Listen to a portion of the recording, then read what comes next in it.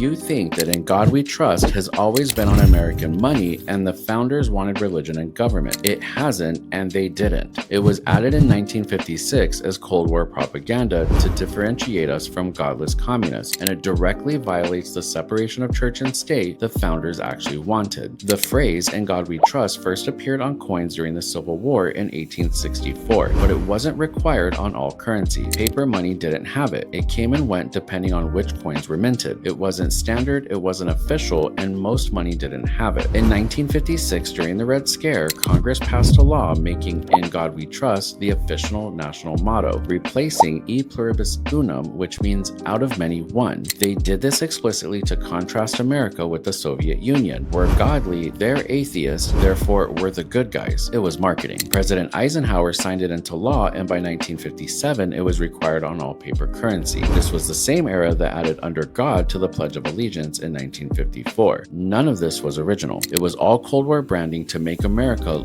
look Christian, even though the Constitution explicitly forbids religious tests and establishing state religion. The founding fathers were deists and secularists. Thomas Jefferson literally cut up a Bible and removed all the supernatural parts because he thought religious miracles were bullshit. The Treaty of Tripoli, signed in 1797, explicitly states the government of the United States is not in any sense founded on the Christian religion. They said it out loud. The First Amendment says Congress shall make no law respecting an establishment of religion. Establishing a national motto that says "We trust in God" is making a religious declaration official government policy. It's exactly what the First Amendment prohibits, but we did it anyways because nobody challenges things wrapped in patriotism. "Under God" in the pledge was added for the same reason. The Knights of Columbus lobbied for it and Congress passed it in 1954 to stick it to the communists. The original pledge, written in 1892 by Francis Bellamy, didn't have God in it. Bellamy was a socialist who wanted the pledge to be inclusive. Adding God made it a religious loyalty oath. This wasn't about faith, it was about control. If you're a good American, you believe in God. If you don't, you're suspicious, maybe a communist. The Red Scare used religion as a weapon to enforce conformity and silent dissent. Criticize the government? That's godless communism. Demand workers' rights? Sounds like atheist socialism. Putting God on money also turned religion into a commercial transaction. We literally made God a mascot for capitalism. The irony of putting a religious phrase on currency, the thing Jesus explicitly condemned in the Bible when he flipped tables at the temple, is lost on everyone defending it. Other countries don't do this. Most democracies keep religion out of government specifically because mixing them leads to theocracy. But America needed to prove it was more moral than the Soviets, so we slapped God on everything and called it tradition, even though it's younger than your grandparents. So